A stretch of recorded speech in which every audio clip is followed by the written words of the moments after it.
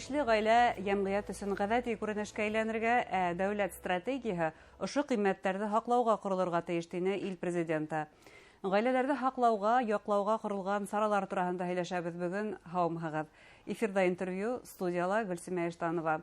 Программабызның кунагы Рәсәй Дәүләт Думы депутаты Рима Үтәшева. Рима Мировна, һаумыгыз. Хәерле кич. Һаумысыз. Рима Мировна, президент ишле гаиләләр ул безнең җәмгыятебез өчен норма булырга тиеш, үзебезнең илдең фәлсәфәһе булырга тиеш дине.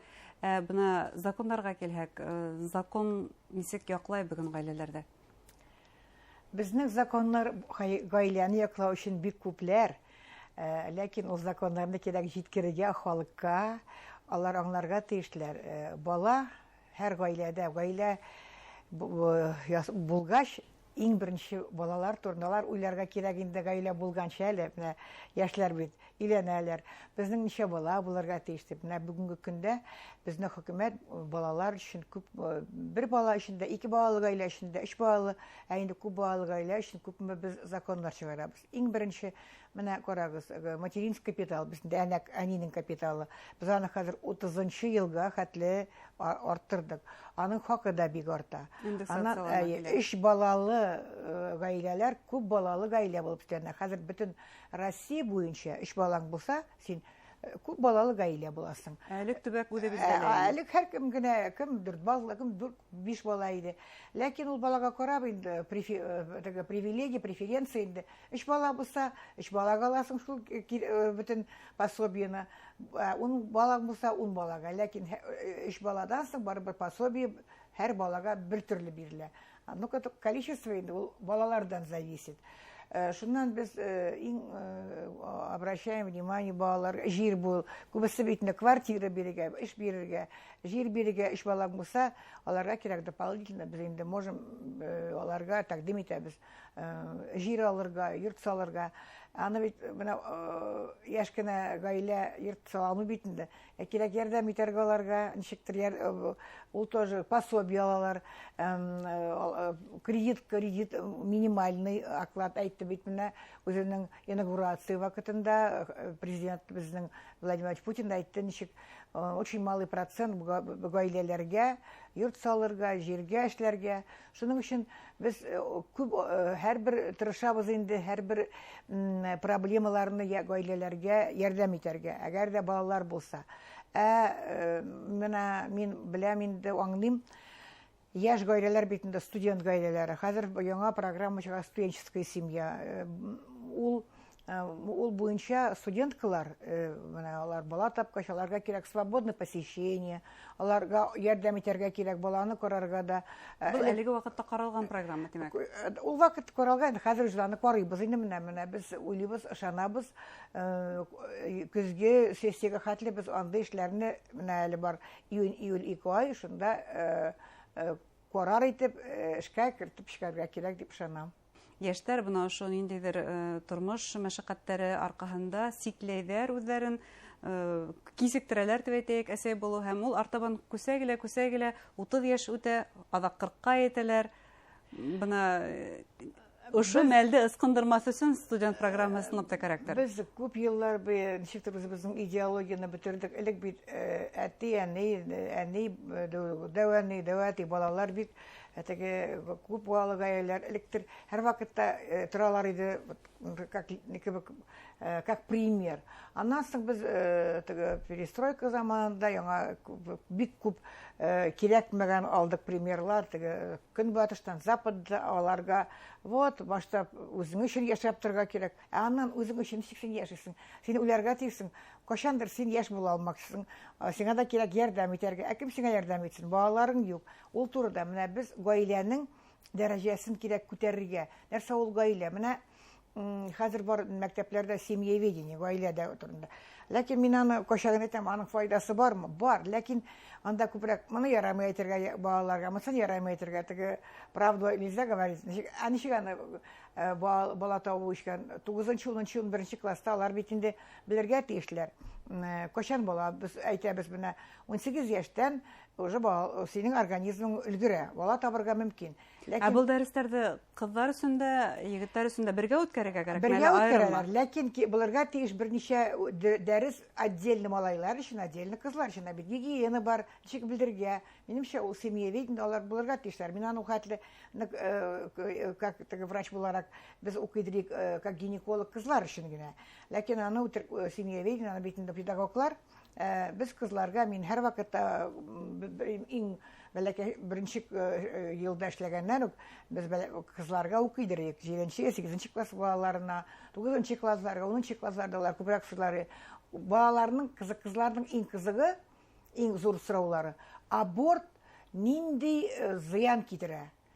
Мин һәр вакытта нигә сезгә аны сорыйсыз аборт ясарга? Значит, сез тотынасыз, куркасыз, если сез яшьләр белән үзегезнең начинается половая жизнь, әле сезнең гаилә юк, сез куркасыз, наступит беременность, аны кирәк ликвидировать. Шулай була бит инде.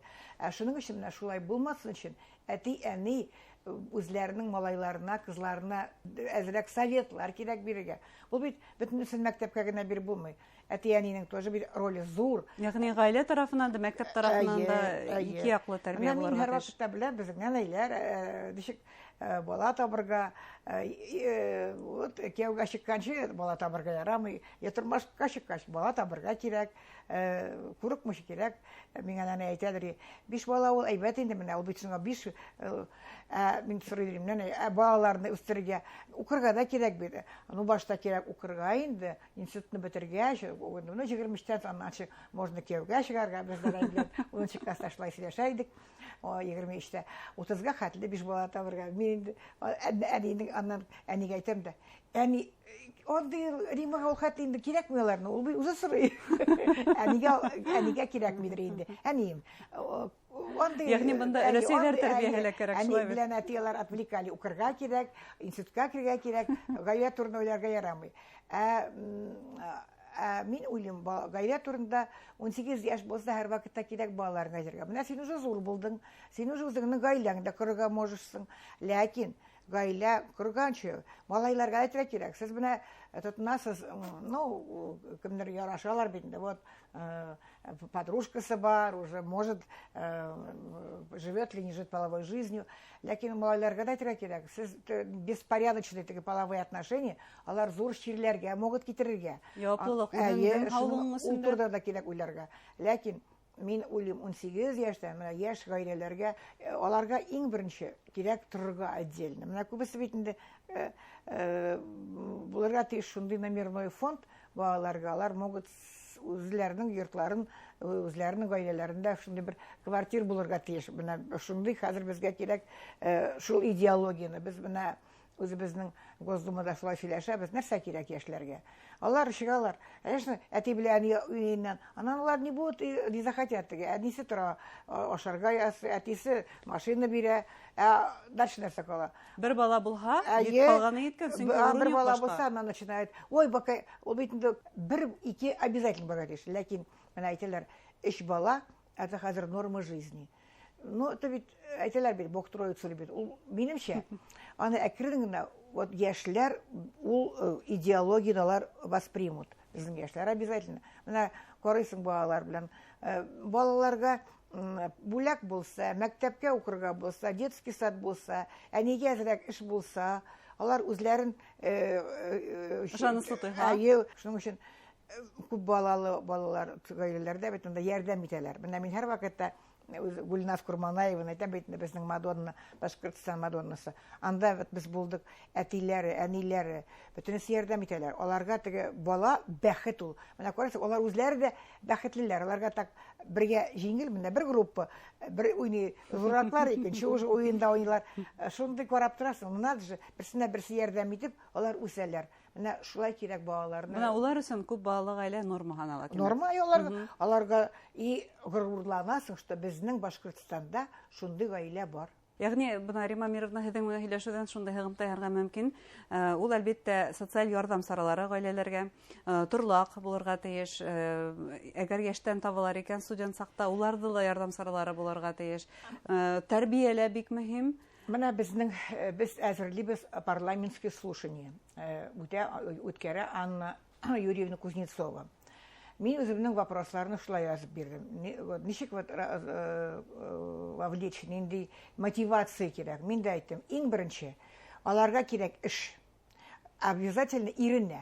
Әгәр дә студентлар икән, стипендия, алар күбесе бит үкеләр түләп. Без телибез, алар әниләр дә түләп. Ничек аны бала карарга? Сразу иләрәнләр икән, булай икән беременность. Кирәкми, алар кирәк күчерергә бюджетка, ярдәм итәргә. Общежитие отдельно комната. Бала карарга, аннан кирәк нянинанда, буларга тиеш нянялар помогать бу студенткага, лекция тыңларга, чтобы ул укудан калмасын. Бергә шушы курсы белән бетерсен.